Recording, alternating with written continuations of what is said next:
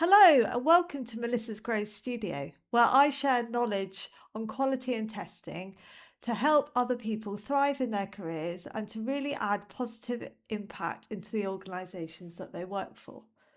Today's talk is going to be on quality principles. I'm going to talk a little bit about what a principle is, why it's important, and then give a couple of examples of principles that I have created. And then it'll be really over to you to brainstorm some principles that you could use in your own role at the organisation, or actually more broadly, more general. So I'll talk about that in a little while. So what is a principle? So a principle could be things that are true, things that you believe are correct, things I must do, professional guidelines. So, for an example, a dentist has a guideline that they say to you that you must brush your teeth twice a day to keep mouth and dental hygiene at the highest level of quality. So this is something, consistent brushing, that's kind of your principle, and then you follow through that principle and brush your teeth twice a day, and then giving you the benefit of good quality teeth and overall general mouth hygiene. So why are these really important? So there's a lot going on in the world, in our organizations, and sometimes it can be very easy to get lost. We can feel the imposter syndrome rising, and principles can help guide us amongst the chaos. So a while ago, I created some testing principles and it kind of helped guide me in my roles. And it was really beneficial. I had a big positive impact at the places that I worked. And most recently, I worked at an organisation where I introduced principles for the quality engineering team, and we use those to kind of guide us in what to do. So let me talk about some principles. I'm going to just go over three. I do have six in total. If you'd like to read more of that, you can go onto my blog, and also happy to have conversations with people about this. So feel free to reach out to me. So the first principle I have is that we find risks that impact the business, operations, project and quality attributes. So this is really looking at kind of the worst case scenario of what could happen with the business, operations, project and quality attributes. I mean non-functional and non-functional attributes. So those are things like capability, reliability, accessible, secure, testable, and things like that. And this is really important risk management because it helps you identify and mitigate issues much earlier. So risk management is my top number one thing I would recommend to learn if you are in a quality engineering role.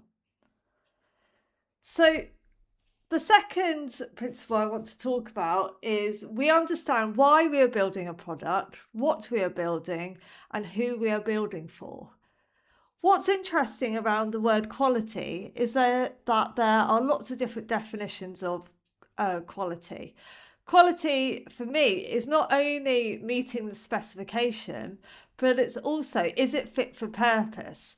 And that will depend on who the user is. So, for example, let's think about two different people that are trying to buy a car. One person may not use their car very much and just use it for short journeys, whereas the other person needs it for kind of those longer journeys, they're commuting long distances. So initially that you can see the specs are very different. So understanding who you're building for actually can meet those quality standards. So that's something really important and something to think about.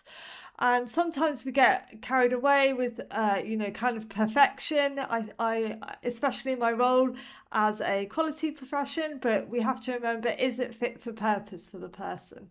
So that's something that's always in my mind. Who are the customers? Who are the users? Who are even the internal stakeholders? And what are they happy with?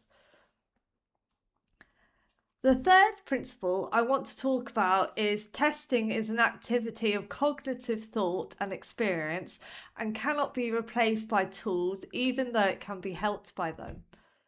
We're going through a huge transformational shift at the moment with AI tools, but it's really important that AI tools like those large language models are just a tool, and it cannot replace cognitive thought. It cannot think about all the different scenarios. It has bias, so that's something to overcome with cognitive thought. So that is really, really important to think about. So that is a principle that guides me. Yes, of course, we will use these tools, but don't forget to use your cognitive thought.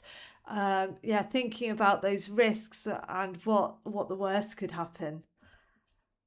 So there's some principles. I've written a lot about this on my blog, so I'll share the link in the channel. And it's really over to you now. What would your principles be? So what would help guide you? What I would like you to do is just go away and grab a piece of paper and write all of the thoughts that you can. And then what I want you to do is pick your top 5. And then from that, pick one of them that you're going to use the next time you go to work and see if that can help drive your thinking. So yeah, go away and have a think about your principles. I'm happy to do workshops, have one-to-ones with people. Just send me an email. The email's on my channel, or just comment below and I'm happy to help you.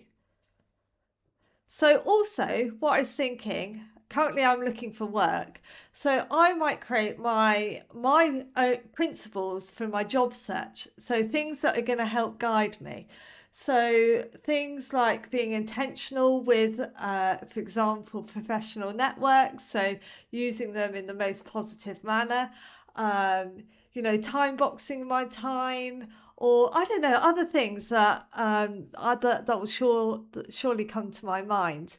So yeah, you can use your principles also in your personal life with whatever you're going through. Also, if you'd like help with that and you want some coaching and mentoring, just drop me an email or comment. So I do this content creation just for fun, really, and in my personal time. And if you'd like to support me, I've got a buy me a coffee link that's in my channel description. So do go ahead. And if you'd like to support me, there's a link there to do so. But yeah, thank you very much for joining today. If you've got any feedback on terms of improving these videos or anything that you'd like me to talk about in quality and testing, then please send me a comment, email. I'd really love to hear from you. I'm really open to these types of things. So yeah, thank you very much for joining and see you next Sunday. Bye.